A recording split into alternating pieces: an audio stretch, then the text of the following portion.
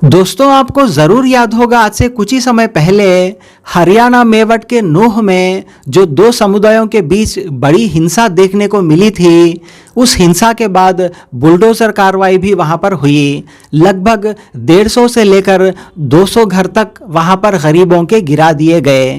Actually ये formula Yogi Adityanath ji का था, जो कि बुलडोज़र बाबा वाला फार्मूला जो काफ़ी हिट हुआ था उत्तर प्रदेश में, पूरी तरह से उसी फार्मूले को कॉपी किया है यहाँ पर हरियाणा के सीएम मनोहर लाल खट्टर जी ने। वैसे फिलहाल अब लेटेस्ट न्यूज़ ये है कि उसी मेवट के अंदर दोबारा से शोभा यात्रा निकाली जा रही है। अब बहुत सारे लोग इस शोभा यात्रा का विरोध कर रहे हैं, ये कहते हुए कि ऑलरेडी वहाँ पर रिसेंटली ही बहुत बड़ी हिंसा हुई थी, लॉ एंड ऑर्डर का इशू हुआ था, तो मामला काफ़ी गर्म है। ऐसे में एक बार फिर से शोभा यात्रा निकालना सही नहीं होगा। जब मामला ठंडा पड़ जाएगा तभी शोभा यात्रा निकालनी चाहिए, ऐसा कह रहे हैं शोभा यात्रा का विरोध करने वाले। और जो लोग शोभा यात्रा का समर्थन कर रहे हैं उनका ये कहना है कि किसी भी तरह से इस यात्रा को रोका नहीं जाना चाहिए। ये हिंदुओं का संवैधानिक अधिकार है कि वो जब चाहे जहां चाहे हिंदुस्तान में अपनी यात्रा निकाल सकते हैं। तो इस तरह से यात्रा को रोकना ये हिंदुओं पर जुल्म है, ऐसा कहना है यात्रा का समर्थन करने वालों का। तो यहाँ पर दोनों की अपनी अपनी अलग राय दिखाई दे रही है। वैसे इस मुद्दे को लेकर सामाजिक कार्यकर्ता भी अपनी अपनी राय देते हुए दिखाई दे रहे हैं। आज जो 200 घर गिरा दिया गया, अरे सदियां लगती हैं एक आशियां बनाने में, तुम्हें शर्म नहीं आती बस्तियां जलाने में। आज दंगों से कौन पीड़ित है? आज किसके घर ढाए जा रहे हैं? क्या नरेंद्र मोदी का घर ढाया जा रहा है? क्या योगी आदित्यनाथ का घर ढाया जा रहा है? क्या भाजपा के किसी नेता का घर ढाया जा रहा है? अरे घर ढाया जा रहा है उसी राम का, उसी रहीम का, उसी अब्दुल का, उसी कृष्ण का। आज जो 150-200 घर जले, जिसमें 50 घर हिंदुओं के हैं और 150 घर मुसलमानों के हैं, आप बताइए पत्थरबाजी का आरोप लगा करके लोगों का तुम घर ढा दोगे? इस देश के संविधान के सीने पे चढ़कर संविधान की धज्जियां उड़ाई जा रही हैं, बाबा साहेब की विचारधारा को पैरों तले कुचला जा रहा है और इस देश की जनता देख रही है। अरे नुकसान इस देश की जनता का है, करोड़ों करोड़ लोगों का है। साहब, जिस क्षेत्र में दंगे हो जाते हैं ना, आज भी दिल्ली के जिन हिस्सों में दंगे हैं वहां से लोग भाग गए हैं, वहां लोग आ नहीं रहे। वहां नोटिस चिपका हुआ है कि जिस दिन वो आएंगे उस दिन जो है उनको गिरफ्तार कर लिया जाएगा। अच्छा। ये नफरत की आग, ये हिंसा की आग, ये उन्माद, ये क्रोध, ये इसीलिए है क्योंकि इससे वोट मिलता है। अंग्रेज तो चले गए, लेकिन उनके मुखबिर आज भी कहते हैं कि फूट डालो, राज करो, लेकिन ये कहते हैं आग लगाओ, राज करो, क्योंकि जितनी आग लगेगी, जितना जो है वायलेंस होगा, उतना ही इन सफेद पोश भेड़ियों को जो है सत्ता मिलेगी।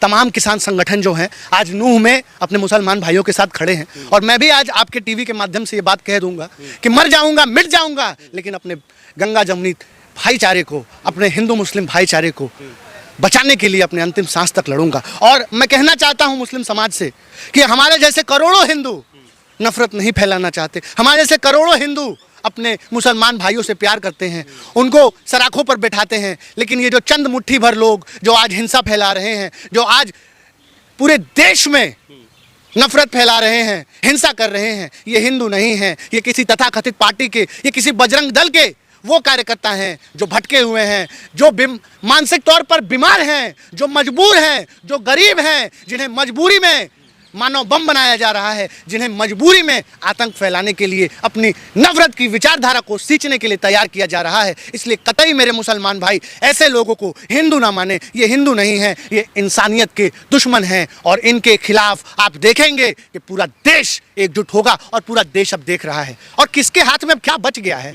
इस देश की जनता। आज जाइए ना, कहिए कि सिलेंडर के लिए बोलिए ना स्मृति ईरानी से, साहब जूता से मार खा रही है इस देश की जनता आज। अगर भाजपा के नेताओं से कोई ये बात कह दे रहा है कि महंगाई है, बेरोजगारी है, तो यही जनता, सम्मानित जनता, मुझे शर्म आ रही है ये बात कहने में, यही जनता भाजपाई दौड़ा दौड़ा के जूता से मारने का काम कर रहे हैं। और ये जनता मार भी खाएगी, शोषित भी होगी, पीड़ित भी होगी, क्योंकि अब सब कुछ हाथ से निकल चुका है। आपको क्या लग रहा है 24 में बहुत बड़ा बदलाव हो जाएगा? रास्ता बच गया है इस देश को बचाने का मेरे भाई, और वो है क्रांति।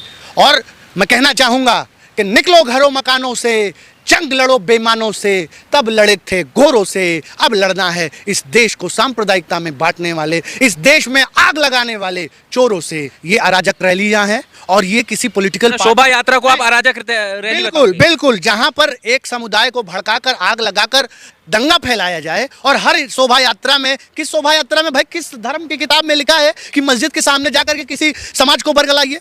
किस जो है हिंदू गीता में लिखा है कि आप मुसलमानों को जो है गाली दीजिए, उनको अपमानित करिए, उनको पाकिस्तान भेजने के लिए कहिए? ये धार्मिक यात्राएं, पहले मैं कह रहा हूं, आप गलत बात कर रहे हैं। ये धार्मिक यात्राएं नहीं हो सकती। आप गलत बात नहीं कर रहे हैं, आप धार्मिक यात्रा को धार्मिक यात्रा नहीं, अराजक यात्रा ये अराजक यात्राएं हैं जिसमें 5-6 लोग मर जाएं, जिसमें तलवारें लहराई जाए, जिसमें गोली चले, जिसमें जो है नफरत फैलाई जाए, ये धार्मिक यात्रा है। तो आपको लगता है सब एक तरफ से हुआ ये सुनिए, बिल्कुल एक तरफ से हुआ है। वो जो आदमी गोली चला रहा है वो कौन आदमी है? आप नूह में गोली कौन चला रहा है? नूह में जो है आप जाकर के देखिए किसने भाषण देकर के बलगलाया, कौन लोग वहां पर 3 दिन पहले से जाकर के किसने 25,000 तलवारें बांटी। आज बिट्टू बजरंगी जैसे लोग, मोनू मानेसर जैसे लोग आपके पोस्टर बॉय हैं, इनको आप फायर ब्रांड नेता मानते हैं। अरे फायर ब्रांड नेता कहाँ पैदा होते हैं? ये भाजपा और आरएसएस में पैदा होते हैं। और क्यों? किसी और पार्टी में फायर ब्रांड नेता सुना है आपने? इसीलिए ये फायर ब्रांड नेता हैं क्योंकि 24 घंटा 365 दिन इनका काम है फायर लगाना। अब हम बार बार कह रहे हैं कि भाजपा में बीमार मानसिकता के, दिमागी दिवालियापन जिनके अंदर है, वैसी संकीर्ण मानसिकता के लोग आज राजनीति कर रहे हैं। और इस देश की जनता की, हमारी और आपकी ये नाकामी है कि हमने आज उनको नेता बनाया हुआ है और अब हमारे हाथ में कुछ बच भी नहीं गया है साहब। जब समय था, जब कोरोना में तबलीगी जमात को गाली दिया जा रहा था, जब ये कहा जा रहा था कि मुसलमानों को खुले में बहिष्कार करो, तब कहां थे हिंदू? क्यों नहीं अपने मुसलमान भाइयों के लिए? और आज भी इस देश का हिंदू घरों में बैठा हुआ है, भाईचारे के लिए नहीं लड़ रहा है। ये देश अब बर्बाद होने से कोई बचा नहीं सकता मेरे भाई। आज आप बताइए, अगर आपके ऊपर तलवार चलेगी तो ये अतुल त्रिपाठी नहीं खड़ा होगा? जब मेरे ऊपर तलवार चलेगी तो क्या आप नहीं खड़े होंगे? इस देश में होने का मतलब क्या होता है कि हम अपने सुख दुख में, अगर किसी के ऊपर अन्याय हो रहा है तो हम उसके साथ खड़े हो जाएं, अगर किसी के साथ गलत हो रहा है तो हम उसके लिए न्याय की लड़ाई लगे, अगर किसी को दुख हो रहा है तो उसके दुख में हम हिस्सा लें। ये है भारतीयता। आज तो पूरे समाज को एक वीडियो बांट देता है। क्या हमारे और आपकी जो है संबंध इतने कमजोर हैं कि एक वीडियो में हम एक दूसरे के जान के दुश्मन बन जाएंगे? नहीं साहब, कहीं ना कहीं। और भाजपा जिस तरीके से इस बात को समझाइए लोगों को कि आज हिंदुओं में ये हो रहा है। मैं हिंदू समाज को देख रहा हूं कि 4 हिंदुओं को इकट्ठा करके ये बात बताई जा रही है, कह रहे हैं ये मुसलमान है, इनका अगर नंबर बढ़ जाएगा तो ये पाकिस्तान बना देंगे, ये बांग्लादेश बना देंगे। ये जो कम्युनिटी में विस्परिंग हो रही है, छोटे छोटे केंद्रों में जुटा करके हिंदुओं के अंदर नफरत घोली जा रही है, कह रहे इनका नंबर बढ़ जाएगा तो तुम जी नहीं पाओगे, तुम्हारी ज़मीनें कब्जा हो जाएंगी। ये जो नफरत फैलाई जा रही है, इसके खिलाफ हमें मुहिम खड़ा करनी पड़ेगी। और हमने पूरा प्रयास किया है कि 28 तारीख को नूह में ऐसी कोई यात्रा ना निकले और कोई हिंदू मुसलमान जाट समाज का व्यक्ति उसमें हिस्सा ना ले जिसमें आगजनी हो, जिसमें जो है भाई भाई के भाईचारे में जो है व्यवधान पैदा हो। तो भाई हम सारा प्रयास कर रहे हैं, लेकिन हमारे प्रयास तभी सफल होंगे जब इस देश की जनता जागरूक होगी, जब इस देश का जो है हिंदू जागृत होगा, जब इस देश का मुसलमान जागृत होगा और ऐसे नफरत फैलाने वाले लोगों को जो है न केवल मजम्मत और बहिष्कार करेगा बल्कि इनको जो है राजनीति से उखाड़ फेंकने का काम करेगा।